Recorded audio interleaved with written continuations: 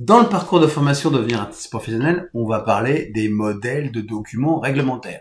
Je sais, il y a plus agréable, il y a plus fun, il y a plus exaltant que ça, mais c'est quand même intéressant de définir ensemble, au départ, bien posé, une facture, un bon de commande, un bon de livraison, etc., etc., pour le jour où ça arrive, où ça vous arrive, hein, où on vous le demande, où vous en avez besoin, bah vous ayez la référence qui va bien.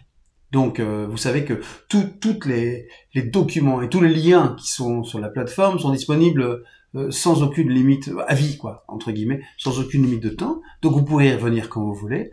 Et là, vous allez trouver le moyen de faire une facture, parce qu'il y a des clients qui veulent une facture. Quand vous voulez vendez un tableau, une œuvre, une sculpture, n'importe quoi, quoi que ce soit, on peut vous demander une facture. Et donc, il faut l'établir. Alors, sur le coup, vous dites, je vous l'envoie, vous prenez les références par mail, et puis après, vous allez vite sur la plateforme artistepro.fr et vous allez trouver le modèle des factures pour l'adapter à votre contexte, sans aucun problème, avec les références qui font bien, officielles et tout. Dès qu'il y a un acte de vente, vous êtes normalement tenu, obligé d'émettre une facture. Donc ça, c'est important.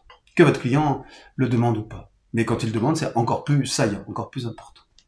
Il n'y a pas que les factures dont vous avez besoin. Un bon de livraison, c'est quoi un bon de livraison? Quand vous livrez dans une galerie quelques œuvres pour tester une expo, etc., il faut absolument que vous émettiez un bon de livraison pour que le galériste, l'exposant, qui que ce soit, la personne que vous avez en face de vous, puisse bien valider le fait que qu'elle a réceptionné ces œuvres, qu'elles sont plus en votre possession, elles vous appartiennent, mais elles sont physiquement chez la personne. Et ça, c'est important, parce que s'il se passe quelque chose, c'est quand même bien d'avoir la trace de ce flux physique, comme on dit, des œuvres qui sont passées de chez vous à la galerie ou au lieu d'exposition. Ça, c'est important pour une livraison. Puis, il y a la gestion des stocks. Parce que au bout d'un moment, vous allez avoir 2-3 œuvres par-ci, 4-5 ici, et puis d'autres en préparation là, et puis celles qui sont chez vous, et puis celles qui sont parties aujourd'hui. Bon, c'est super important d'avoir aussi un espèce de document qu'on vous propose pour gérer les stocks et la situation de chacune de vos œuvres. Voilà. D'autant plus que vous allez bien sûr,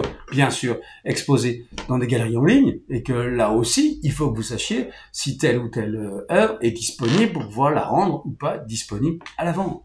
Voilà. Bon, on parle de tout ça en détail, calmement, posément, avec tous ces modèles de documents dans la formation Devenir artiste pro. Je vous propose bien sûr, si ça vous intéresse, de cliquer sous le lien juste en dessous là pour qu'on en parle. À bientôt.